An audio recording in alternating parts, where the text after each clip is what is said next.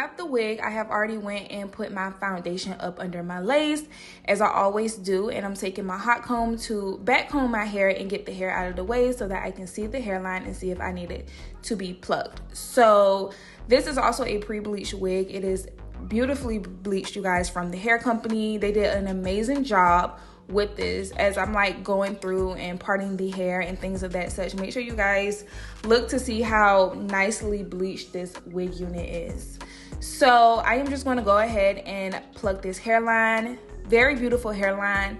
I recommend you guys pluck if you are into that look. I am, and I also do the baby hair look as well. So baby hairs look better when the hairline is plucked. So I'm going to go in and show you guys basically how I cut around my ear tabs. I do feel like I show this enough in my hair videos, but I cut into my wigs like this so that I am able to see my ear and I'm able to tuck my hair behind my ear. You are not going to get this effect if you do not cut into your wig units like I am doing. So it looks way more natural this way. It's very easy. All you have to do is part your hair before your ear, cut around your ear, or you can just cut straight up, and then you just cut off the excess lace like I just did. Then you are able to tuck your hair behind your ear and it looks very natural. So when you look at your wig cap construction, it would look like your cap isn't connected to the lace, and it's because you have to, you know, tuck your hair behind your ear. You have to cut into your lace, you guys. Someone had asked me about that and I had to explain to them why I did that, but I don't know. Maybe people are still beginners with wig units, so I just want to make sure that I tell you guys why I cut into my wig units. And yeah, so I'm just cutting into this lace, and I'm going to use my Ghost Blonde Supreme to adhere my wig unit today. I use this, and I use the Even Wonder Lace spray as well sometimes, but I always use Ghost Blonde glue. I don't use any other glue, and I have never used any other adhesive glue for any of my wig units since I've been doing hair installs on YouTube. So as you guys could see, this lace lays beautifully into my skin tone.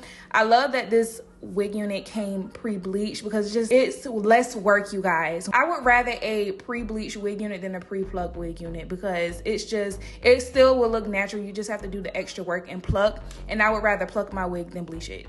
Just to be completely honest with you guys. So they did a really good job. Like, I'm here for the bleaching job on this wig unit. Like, amazing. So I'm just going to cut around my hairline with the extra lace and things of that such, and then I'm going to go ahead and go in and press my lace into my skin. I do this using like a rat tail comb. So this wig unit did come pre-parted in the middle. However, I am going to take some time and show you guys the parting space within this wig unit. It definitely is a 13x4 lace frontal wig unit, but I actually thought it was a 13x6 when I had this wig unit on and I was parting it. So it does have a little bit extra space, it seems like, with this wig unit. So I'm just showing you guys the parting space that you're getting on this wig unit, because I know some of these 13x4 lace frontal wig units can, you know, be cutting it really short, especially when it comes to the side. But I love that this wig unit has, you know, that 4-inch parting space on the side as well, so you are able to get deep parting. So I'm just going to go ahead and mousse my hairline because I want to make sure that I have a really nice parting area, and then this is also going to prep for my baby hair section. So I'm just going to use my hot comb to basically lay down and mold my hair. I'm brushing through my hair with this brush that I've been telling y'all about since I've been posting my YouTube videos. As of recently, this brush has been used in all of my wigs, the dry wigs, the wet wigs, all of it, you guys. So I'm just going to go ahead and start doing my baby hairs. And as for the cap construction, this is one of those wig units that do not have any combs or the built-in adjustable strap that comes around the nape area, you guys. However, they do give you the additional adjustable strap that you can hook into your wig. They did a beautiful job with the placement of their highlights. If you guys were wondering if the highlights were all throughout the hair, yes, they are. This is a 1B wig unit, and then they do have the gold sand streaks going throughout the hair, and I do think that is a very nice placement and also a blend from the roots.